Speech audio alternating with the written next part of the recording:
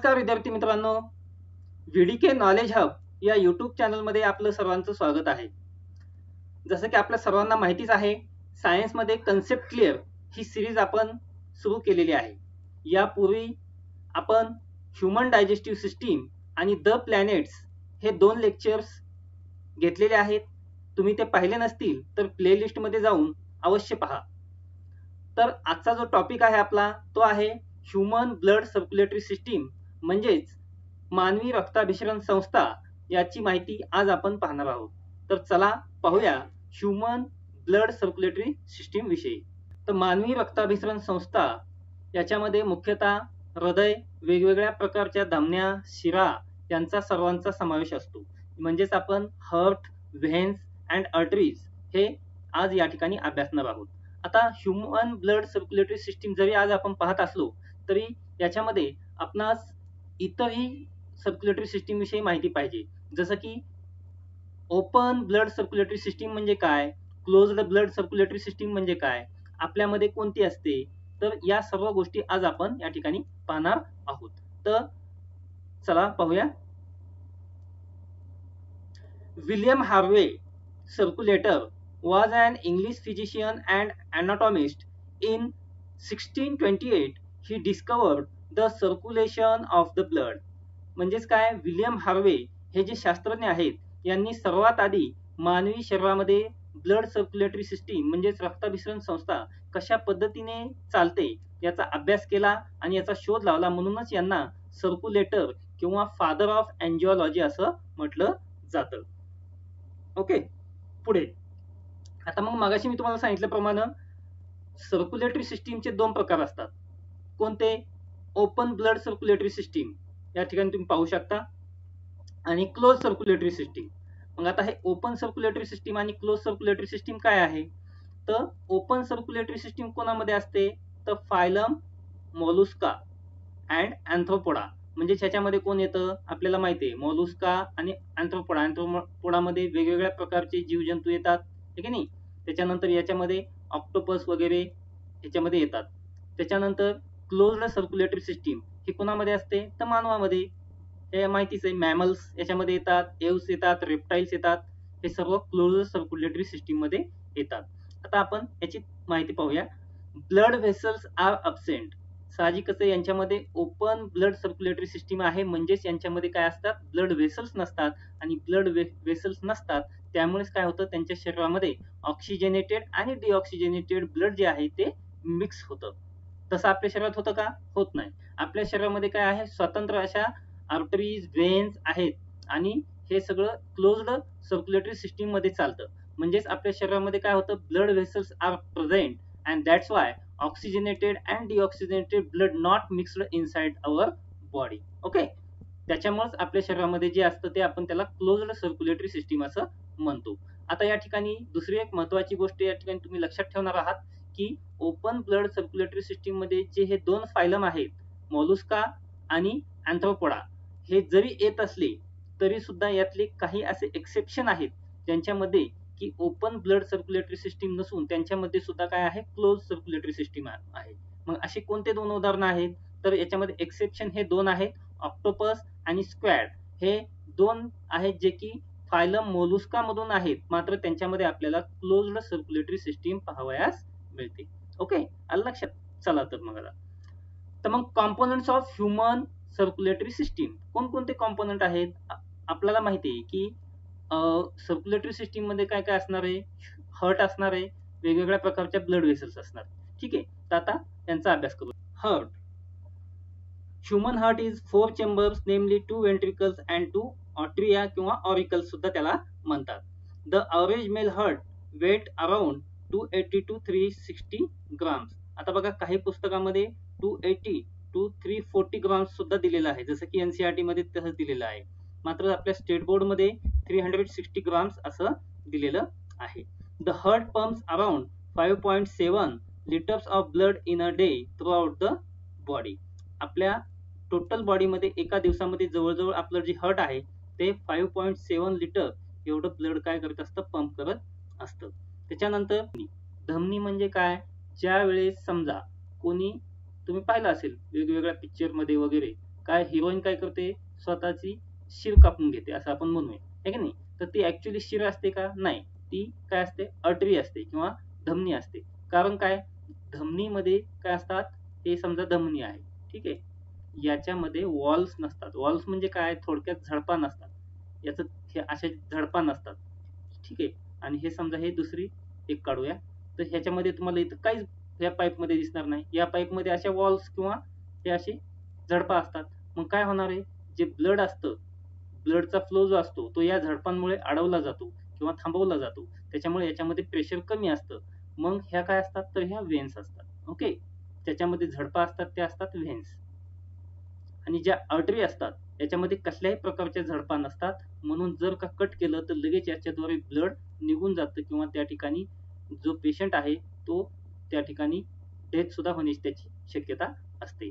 म्हणूनच जी आर्टरी असतात, artery cut करतात, जी आपल्या रेडियल आर्टरी असते आपल्या हातामध्ये मनगटाच्या जवळ, ती कट केल्यानंतर त्या ठिकाणी मधून काय मोठ्या प्रमाणामध्ये ब्लड लॉस होतो आणि पेशंट डेथ होऊ शकतो. तर ह्याच्या विरुद्ध काय, व्हेन कापल्यानं काय होणार आहे, ब्लडिंग होईल, मात्र एवढ्या मोठ्या प्रमाणामध्ये ब्लडिंग होणार नाही. ओके, ही गोष्ट. Arteries they carry oxygen rich blood away from the heart to the body parts. म्हणजे काय, हार्ट पासून बॉडीकडे ऑक्सिजनेटेड ब्लड घेऊन जाण्याचं काम कोण करतात, तर आर्टरीज करतात. म्हणजे असं लक्षात ठेवा की आर्टरीज मध्ये एक तर ऑक्सिजनेटेड ब्लड असतं आणि ते काय करतं, ऑक्सिजनेटेड ब्लड असल्यामुळे सर्व अवयवांकडे घेऊन जाण्याचं काम ह्या आर्टरीज करतात. त्याच्यानंतर capillaries, these small blood vessels connect the arteries and the veins. हे कुठं कनेक्ट असतात, तर ह्या सर्व आर्टरीज आणि व्हेन्सला कनेक्ट असतात. Their thin wall allow oxygen, nutrients, carbon dioxide and other waste to pass to and from cells.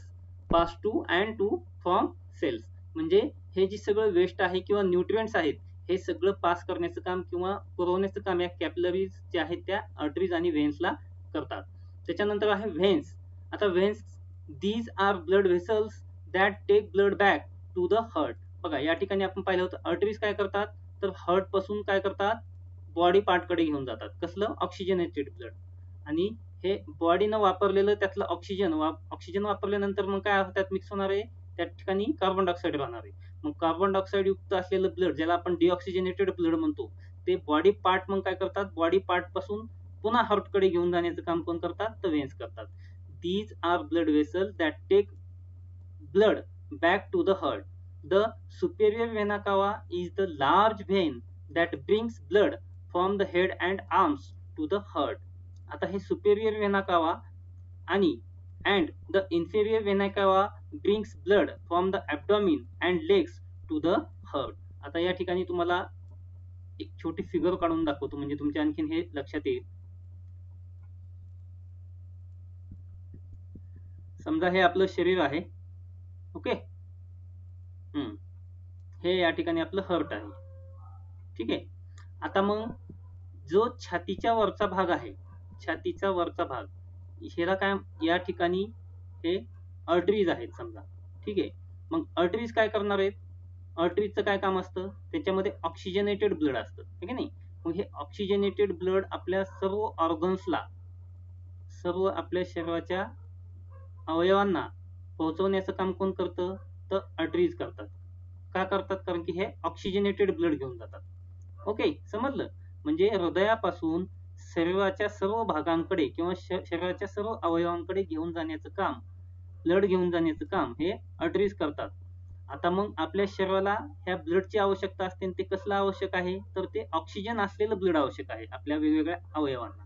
मग अवयव काय करतात, हे जी ऑक्सिजनेटेड ब्लड आहे ते वापरतात आणि वापरल्यानंतर मग त्यामध्ये काय होतं, कार्बन डायऑक्साईड मिसळतो आणि मग हे जे डिऑक्सिजनेटेड ब्लड ते बनतं आणि हे डिऑक्सिजनेटेड ब्लड पुन्हा वेगवेगळ्या शरीराच्या भागांकडून किंवा अवयवांकडून हृदयाकडे घेऊन जाण्याचं काम कोण करतात, तर व्हेन्स करतात.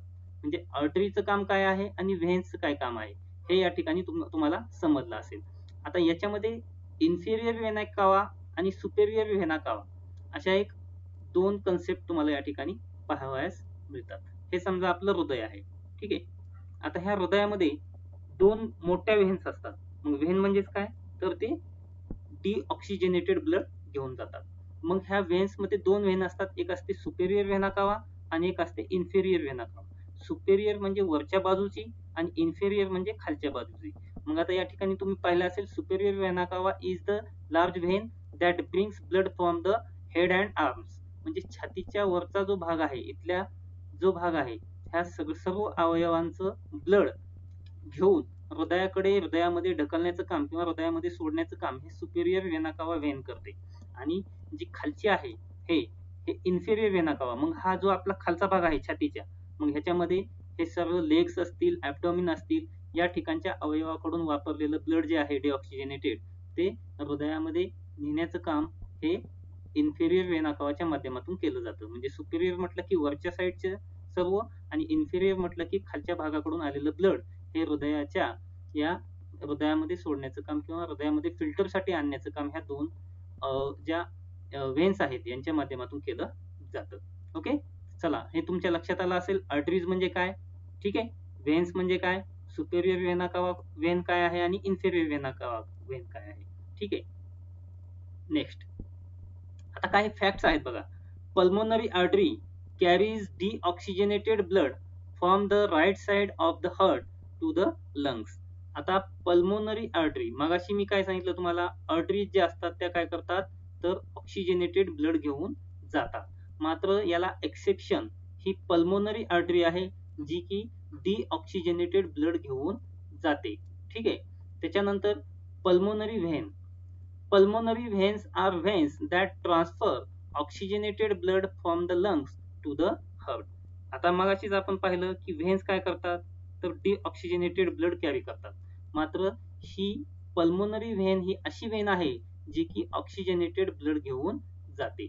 आता हे कसं काय होतं हे आपण खाली पाहणारच आहोत. ठीक आहे, ओके.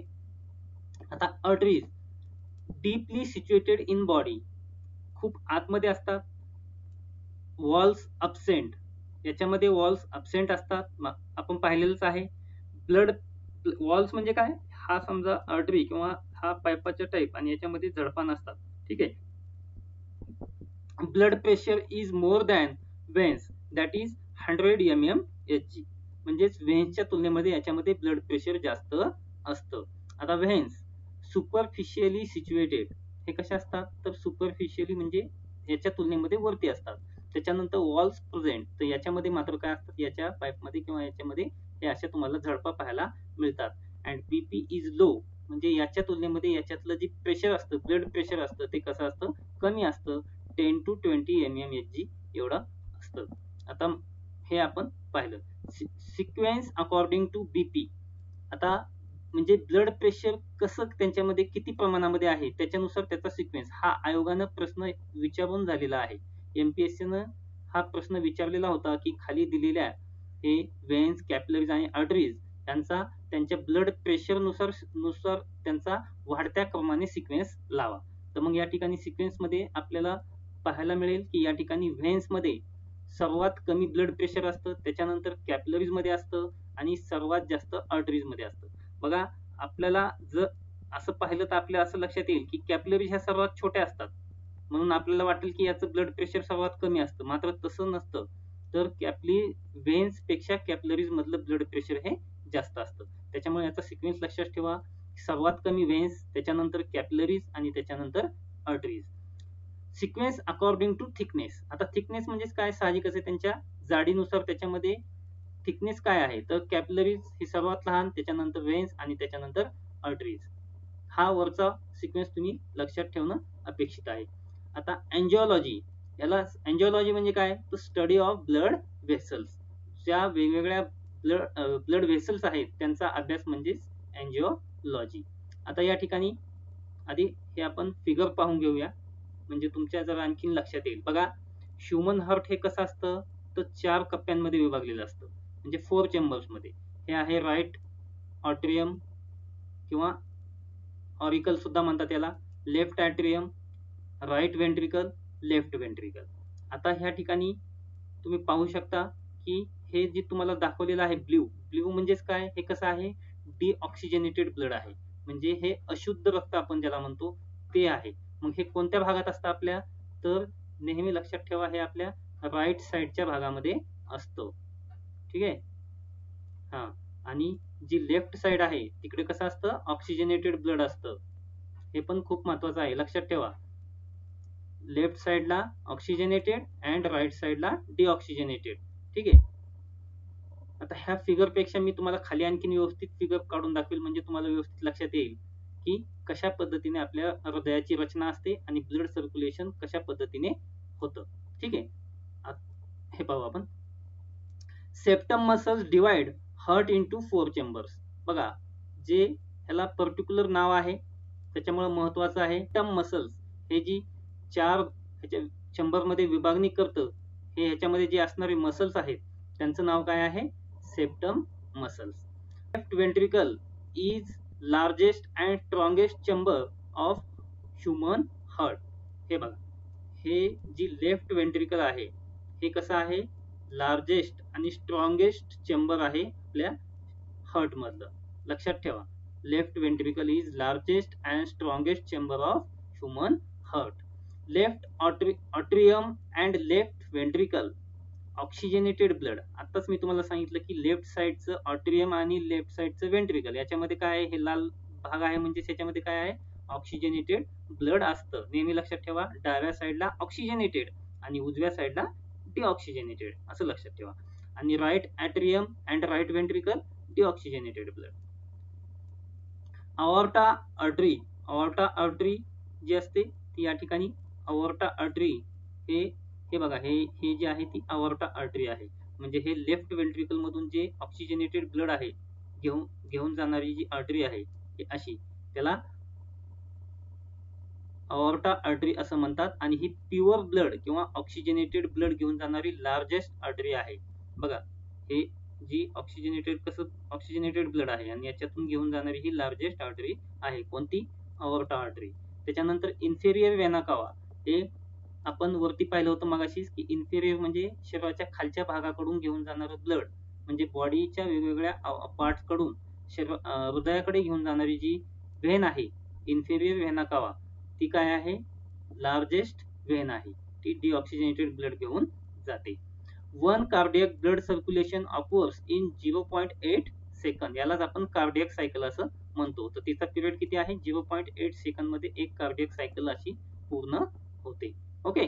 आता ऍक्च्युअल ब्लड सर्क्युलेशन आपल्या शरीरामध्ये होतं कसं, कशा पद्धतीने ब्लड कुठून येतं हृदयामध्ये, कशा पद्धतीने ते त्याचं सर्क्युलेशन होतं आणि कशा पद्धतीने ब्लड आपल्या शरीराच्या वेगवेगळ्या पार्ट्स कडे पाठवलं जातं, हे आता आपण या ठिकाणी व्यवस्थित फिगरच्या माध्यमातून पाहूया. ठीक आहे, व्यवस्थित लक्ष द्या. मी या ठिकाणी फिगरच्या माध्यमातून मुद्दाम स्वतः फिगर काढून या ठिकाणी सांगणार आहे, ज्याच्यामुळे की ते व्यवस्थित लक्षात राहतं. जर रेडीमेड फिगर मध्ये दाखवलं तर ते लवकर मुलांच्या लक्षात येत नाही. त्याच्यामुळे या ठिकाणी फिगर मध्ये काढून मी तुम्हाला दाखवण्याचा प्रयत्न करणार आहे. चला आता पाहूया. आता हे आहे तुमचं ह्युमन हार्ट.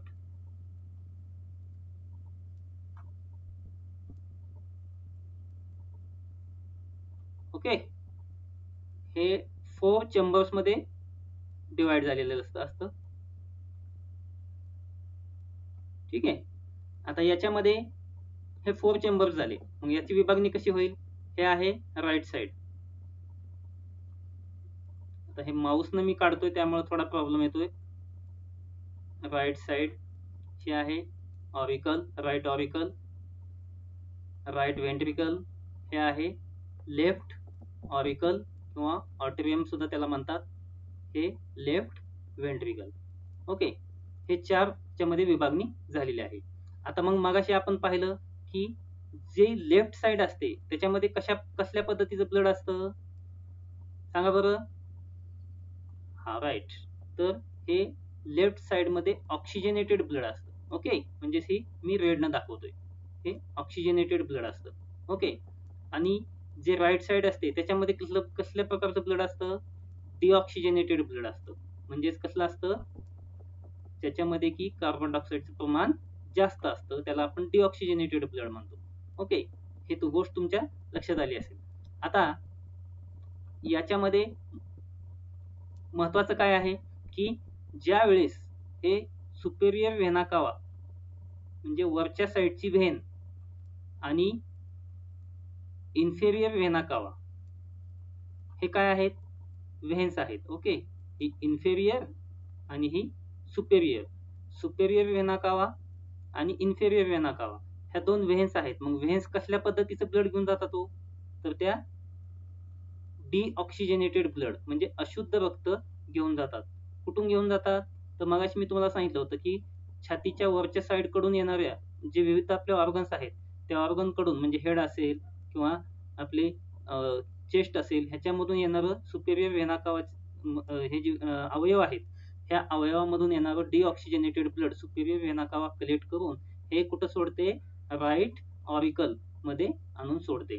त्याच्यानंतर खालचे जे बॉडी पार्ट्स आहेत आपले, समजा लेग्स आहेत, ॲब्डोमिन आहेत, हे इथून येणारं जे सगळं ब्लड आहे हे इन्फेरियर व्हेना कावा जी व्हेन आहे ती कलेक्ट करून कुठं सोडते, ती सुद्धा इथं सोडते. कुठं सोडते, राईट ऑरिकल मध्ये.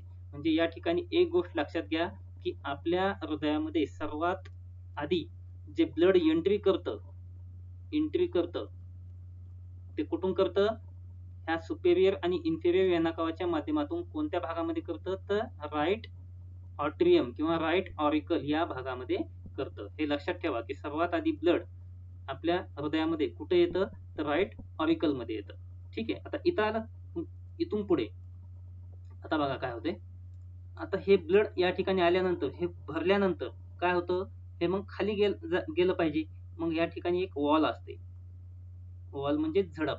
ठीक आहे, मग ही जी झडप असते,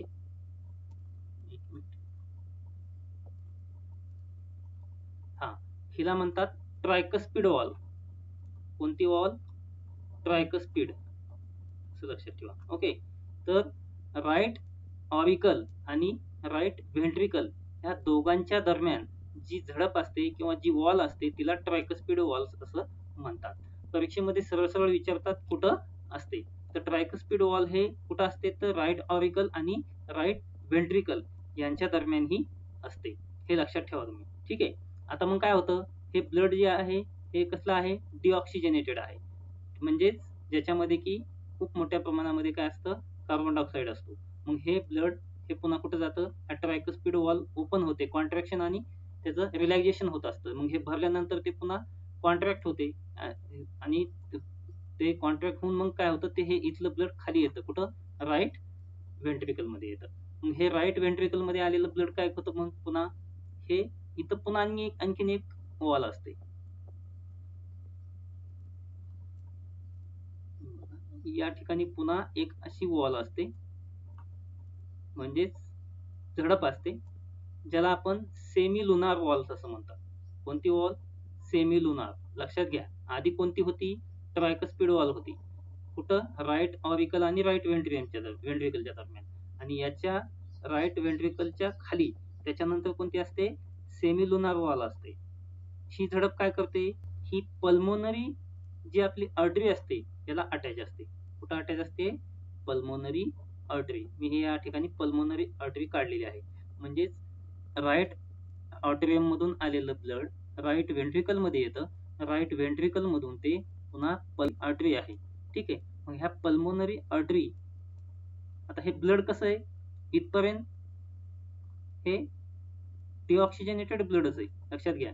ठीक आहे, मग हे डिऑक्सिजनेटेड ब्लड पल्मोनरी आर्टरीच्या माध्यमातून या ठिकाणी हे आपले लंग्स कडे जातात आणि मग लंग्स मध्ये हे काय होतं, या ठिकाणी ऑक्सिजन मिसळतो या ब्लड मध्ये. हे कसं होतं, डिऑक्सिजनेटेड होतं. हे लंग्स मध्ये आल्यानंतर ह्या पल्मोनरी आर्टरी या ठिकाणी हे डिऑक्सिजनेटेड ब्लड घेऊन येते. मग हे लंग्स मध्ये ऑक्सिजन मिसळतो आणि मग हे पल्मोनरी व्हेन, ही काय होती, आर्टरी होती, ही काय, पल्मोनरी व्हेन लंग्स पासून पुढे घेऊन जाणारी ही पल्मोनरी व्हेन काय करते, ही लेफ्ट ऑरिकल मध्ये हे ब्लड घेऊन जाते.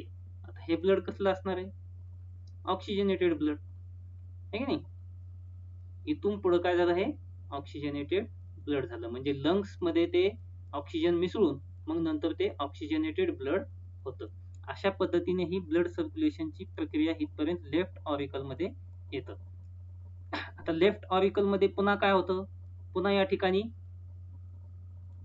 एक वॉल असते, जिला म्हणतात मायट्रल वॉल किंवा bicuspid wall.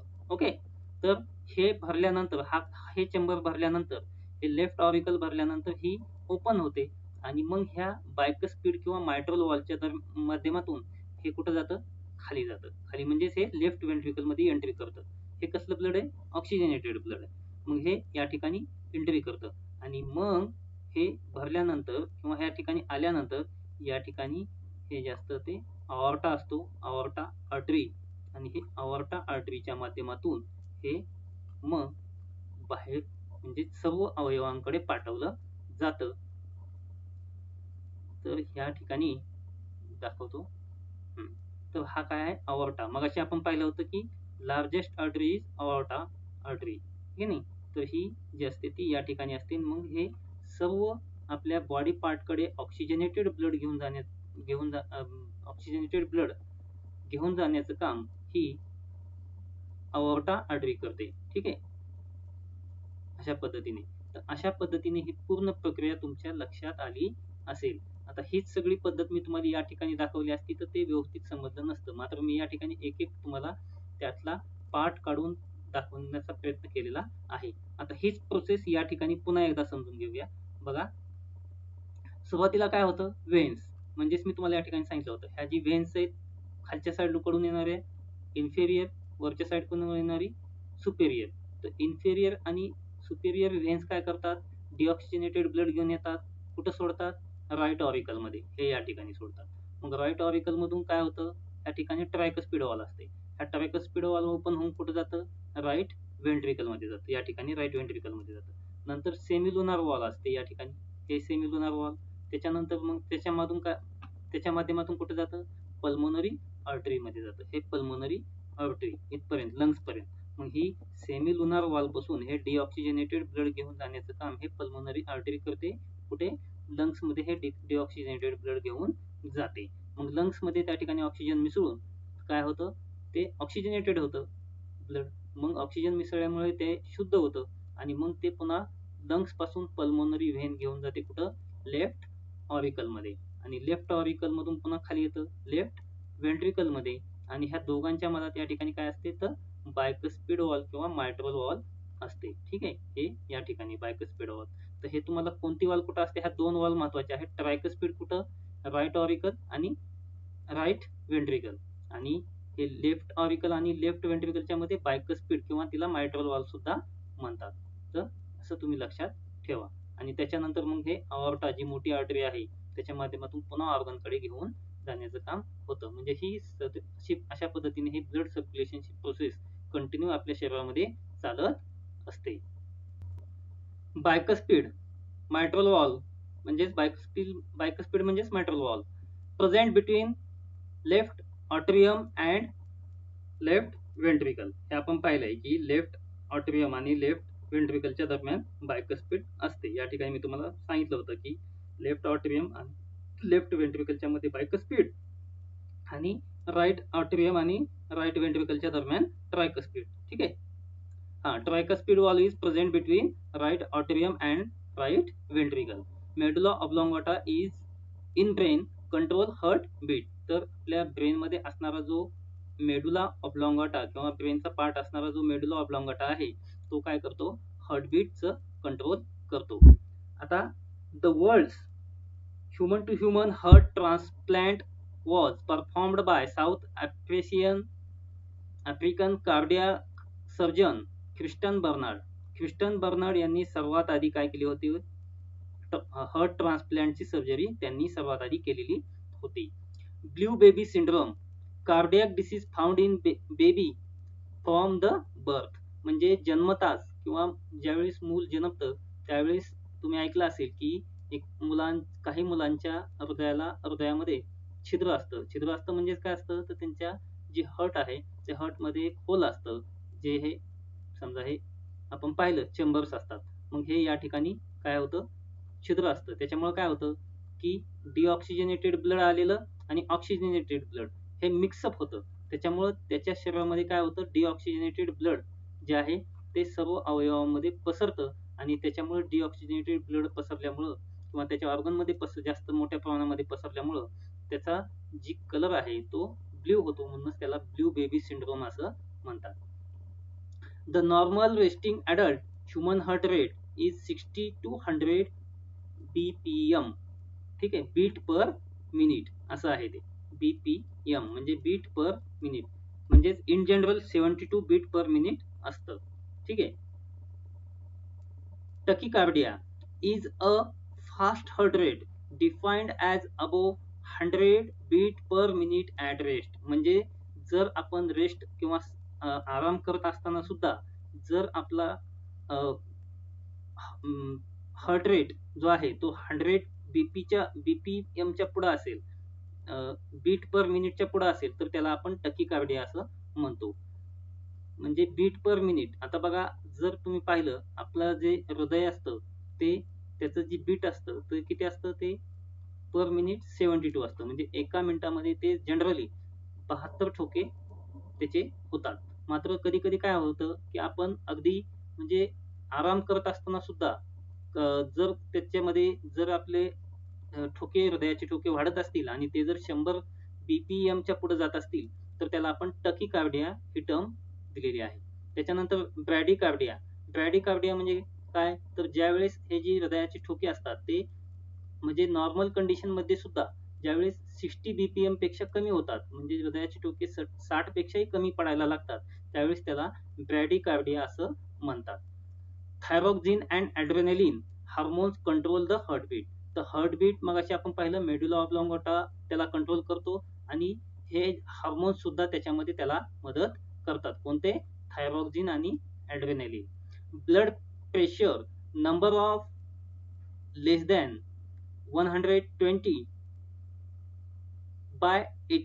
mmHg are considered within normal range.